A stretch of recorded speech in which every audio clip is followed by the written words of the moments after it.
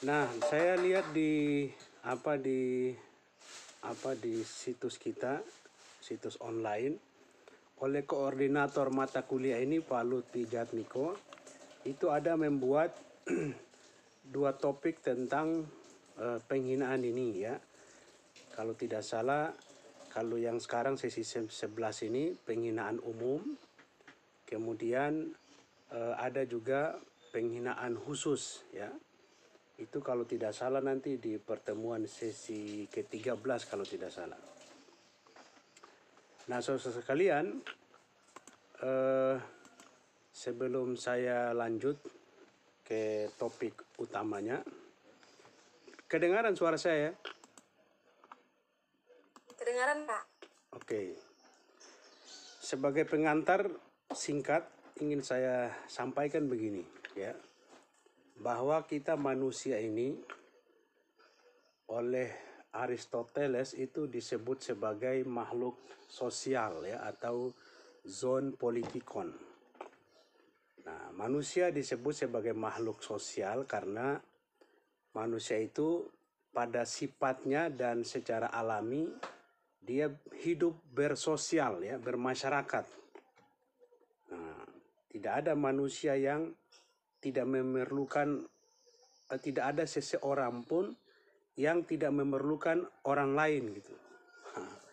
Meskipun orang itu menganut paham individualistik ya, artinya dia mementingkan diri sendiri, nggak mau peduli sama orang, tapi pasti dia perlu sama orang secara tidak langsung maupun langsung. Contoh apalagi dalam era sekarang, dan kalau dia hidup di kota, dia mau beli makan ya, kalau nggak ada orang buat makan nggak mungkin kan dia bisa makan itu. Jarang sekali dia memenuhi seluruh kebutuhan hidupnya sendiri. Pasti dia juga tergantung pada orang lain.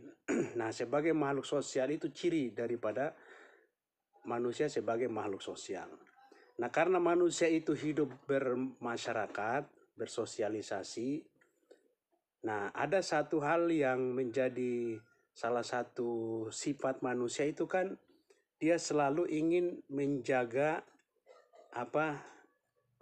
martabat, harga dirinya, atau dia selalu ingin paling tidak di tengah masyarakat itu dipandang sebagai orang yang baik gitu ya. Nah, karena itu manusia itu kan diberikan oleh Tuhan, oleh Allah SWT, satu sifat kecenderungan hawa nafsu ya. Jadi nafsu, kecenderungan untuk misalnya menjadi orang hebat, menjadi orang kaya, itu sebetulnya secara kudrat itu memang diciptakan oleh Tuhan ya. Ingin dipandang baik oleh orang lain ya, itu wajar-wajar saja, itu manusiawi itu. Nah, dalam konteks yang lebih spesifik ya, kaitan dengan mata kuliah kita ini, tadi saya katakan termasuk manusia itu cenderung untuk berusaha menjaga nama baiknya di tengah masyarakat, di lingkungan dia hidup ya. Nah, sehingga nama baik ya, martabat seseorang itu memang sangat penting ya, sangat penting untuk dijaga oleh setiap individu. Nah, meskipun demikian, kita tidak bisa pungkiri bahwa pada kenyataannya seringkali ada pihak-pihak yang nggak, dengan berbagai latar belakang motivasi itu pasti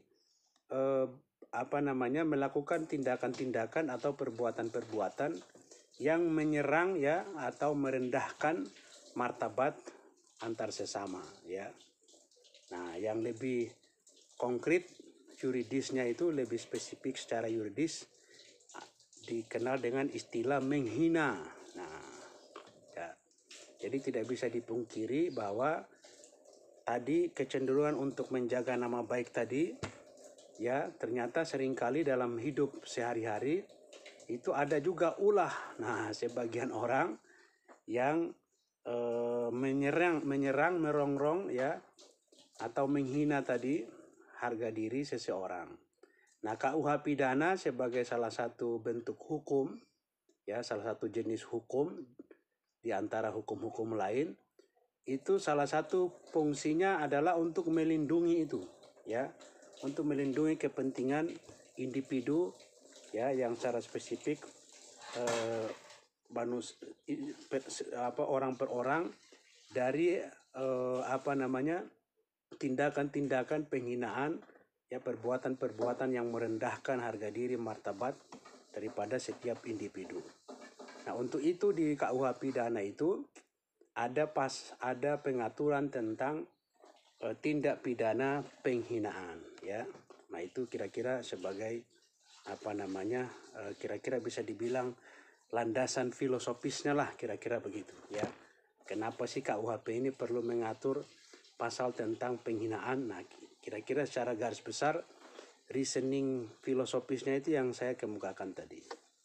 Nah, secara literatur, ya, secara literatur itu artinya secara keilmuan, para ahli hukum pidana itu